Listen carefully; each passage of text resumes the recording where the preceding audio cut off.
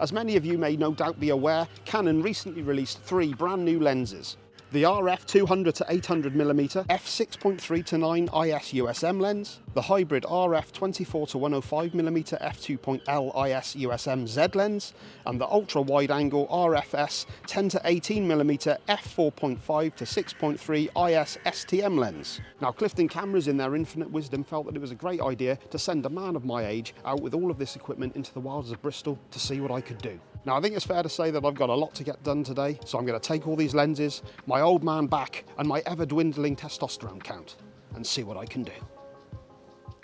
So as we're here at the docks, I thought I'd start out today with the 200-800mm. The lens features a compact design measuring approximately 314mm and weighs in at 2,050 grams, which is pretty light when you consider the vast focal length that this thing actually covers. The construction consists of 3 UD lenses along with a super spectra coating to reduce chromatic aberration, ghosting and flare. And before I get further into the video, I'd just like to give a quick shout out to Vanguard for supplying us with this tripod, which I've broken down into a monopod, which is going to be very handy for today. The VEO 3T265 HCP tripod.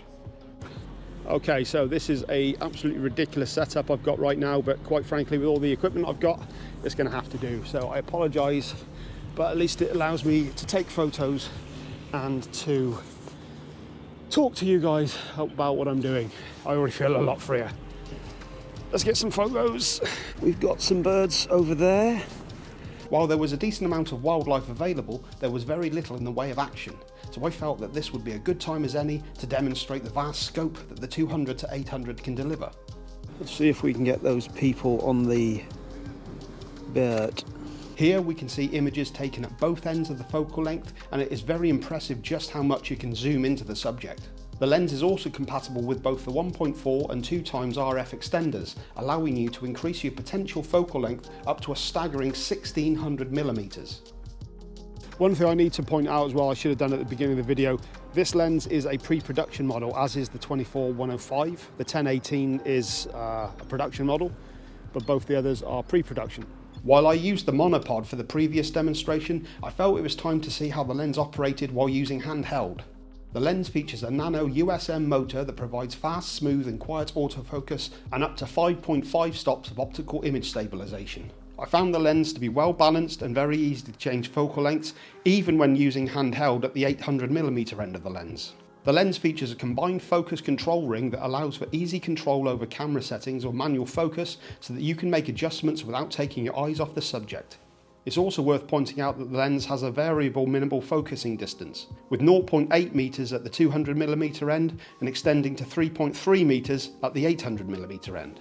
Okay, so I'm getting a bit conscious of time at the moment. I'm going to head into the city centre to test out the 10-18mm. There was not as much wildlife on the river as I was hoping for today, and the weather conditions have not been ideal. It's very, very overcast. So I'm not dealing with a great deal of light. However, I've done what I could, and I'm going to head into the city, like I said, try out the 10-18mm. There's all sorts of benefits for this lens: landscape, street photography. It's incredibly light, and it's also a good vlogging lens, all of which we're going to see now. So like I said, next up I'm going to be trying the 10-18mm, and this has been made for APS-C size sensors. Not only is this incredibly inexpensive and compact, but it only weighs 150 grams. This is going to be a perfect lens for travel, for landscape, for street photography, and also for vlogging. I'm going to do some vlogging in a second just to test it out, and after that I'm going to get out on the streets of Bristol and get some photography. That's what I'm here for. Yes, you'll probably notice that it is in fact the next day. Completely forgot to do this test yesterday. But this is a great lens for vlogging, thanks to 4 stops of inbuilt image stabilization. When you combine that with a compatible camera, you actually get up to 6 stops. So I'm hoping that this will be doing a great job of that. So of course, with this being a wide angle lens, this is going to be great for landscapes. And let's see what we can get with some of this. I do like these multicoloured houses in Bristol. That's one good thing about the overcast sky, I suppose. At least it lends itself a bit more to landscapes. This is pretty ideal for the sort of thing this lens is good for. Quite like that. As I have already mentioned, the 10-18mm is perfect for architecture, and Bristol has many amazing locations for me to test out just that. Even on an APS-C size sensor, there is still ample room for impressive wide-angle shots, though I did notice some vignetting when shooting at the 10mm end. Got some real 1984 vibes in this place. So once again, I think that's me done with the 1018. I'm going to head back to the car now. I'm going to get the 24-105, and I'm really looking forward to having a go on this lens. If for no other reason, then it just gives me such a great focal length to deal with. It's just going to be a lot of fun to go out shooting with this one, I think. And we're also starting to get a little darker. So the f2.8 aperture of that lens is going to be of great benefit to me. So yeah, I'm going to make my way back to the car now, and I'll catch you in a bit. And yes, finally, but by no means least, we have the 24-105 f2.8L. And this is a world's first, because this is the first 24-105mm to have an f2.8 aperture. Now, there are a couple of reasons that I'm excited to use this lens. First of all, that extra stop of light is going to be very handy because it's starting to get a little darker now, and I'm going to be going back into the city to see what I can get, so that's going to be incredibly useful indeed.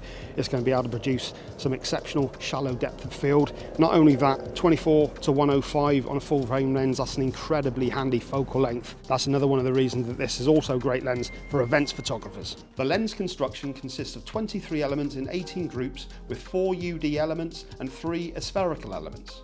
The lens also features an ASC and superspectral coating to produce high quality images while reducing chromatic aberration, ghosting and flare. Other features include an 11 blade circular aperture, as well as 2 lens function buttons and a control ring for easy access to everything. Okay, so first shot we've got coming up. I believe it's actually illegal to come to Bristol without taking one of these generic depth of field padlock shots. It's the law.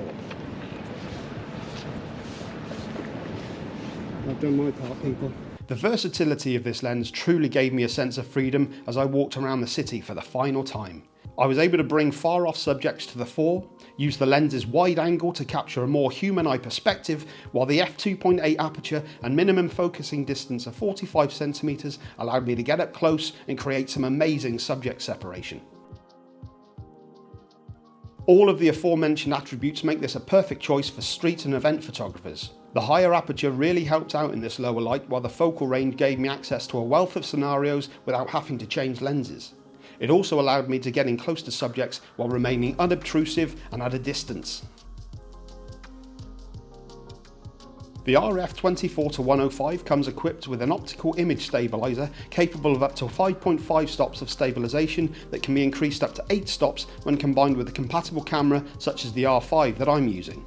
This is incredibly useful for videographers looking to capture shake-free images and improve performance with or without a gimbal. The lens is also perfect for use in quieter environments thanks to a dual nano USM motor for smooth, fast and quiet autofocus. The last thing I want to note today is the iris ring that features an aperture control that is smooth and silent with 32 steps between stops for precise setting. This is yet another incredibly useful feature for cinematographers, along with the easy to use focus ring. Well, unfortunately, my time in Bristol today is drawing to a close. So I'm going to head back to the car now, and I will meet you tomorrow for my conclusion on all 3 lenses. It's been a lot to take in today, so yeah, I'm going to have a think overnight and let you know. So there we have it, 3 lenses with very different focal lengths and a vast array of uses between them. Starting out with a 200 to 800, this is a pretty impressive lens in terms of size and weight. I didn't feel overwhelmed by carrying it around with me, and when you consider the vast focal length that it actually covers, that's pretty impressive. I found the lens to be very well balanced, and while I definitely needed the monopod for the 800mm side of it, and especially when I was using the 2x converter for the 1600mm, it was actually very easy to use handheld. I did struggle with a reduced aperture in a few situations, but as I said earlier on in the video, it was not ideal weather conditions yesterday at all. It was incredibly overcast, very grey. Not only that, I didn't actually find a huge amount of subjects to shoot. This would have been I mean, obviously this is meant for wildlife and sports, so if I'd have had this for a day on its own, I would have definitely tailored the day towards that. That being said, it was very easy to use and I had no problem locking onto the subjects that I did find. This is a very solid telephoto lens, and when you consider the sheer range that it covers for the price, pretty exceptional. The 24-105, I enjoyed using this lens a lot, and I knew that I would. I was very much looking forward to this one. Now, in terms of size and weight, this lens is a little heavier and larger than other 24-105s. However, once you consider that f2.8 aperture that you get on there, I mean, it just wasn't even an issue. It's a fantastic lens to use. So easy to use as well. The iris ring with its aperture dial made things incredibly easy to just dial things in. That's going to be incredibly useful for cinematographers. The zoom ring as well was fantastic. It was so easy for me to position the camera and just dial in where I wanted to be with my thumb. Absolutely easy. Absolutely easy. And of course, the f2.8 aperture was incredibly useful in terms of low light shooting and dialing in some of that dreamy bokeh. It's just a great lens. I don't really have anything bad to say about this one at all. It's just, I'd happily have this lens. And lastly, we have the 10-18. I was actually very surprised with this lens because this was a lot of fun. It weighs so little, it's like 150 grams, I think.